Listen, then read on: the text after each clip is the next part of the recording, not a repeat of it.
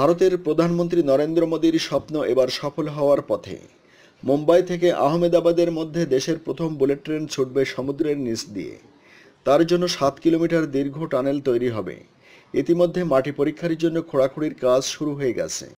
PTI এর বরাত দিয়ে সংবাদ প্রতিদিন জানায়, দেশের মধ্যে প্রথমবার সমুদ্রের নিচ দিয়ে ট্রেনে চড়ার অভিজ্ঞতা পেতে চলেছেন যাত্রীরা।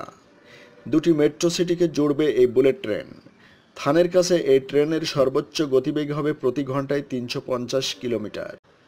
এখন ওই দুই শহরের মধ্যে যাতায়াতের জন্য 7 ঘন্টা সময় লাগে। প্রস্তাবিত বুলেট ট্রেন চালু হয়ে গেলে ওই দূরত্ব অতিক্রম করতে 2 ঘন্টার বেশি সময় লাগবে না। রেল মন্ত্রণালয়ের এক কর্মকর্তা জানিয়েছেন, সমুদ্রপৃষ্ঠের 70 মিটার গভীরে টানেল তৈরির জন্য মাটি ও পাথর পরীক্ষা করা হচ্ছে।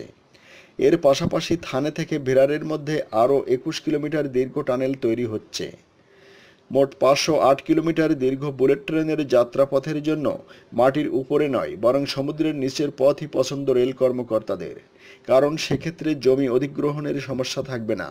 এই প্রকল্পের জন্য মোট 97,636 কোটি টাকা খরচ হবে, যার মধ্যে 81% টাকা জাপানের কাছ থেকে ঋণ মিলেছে।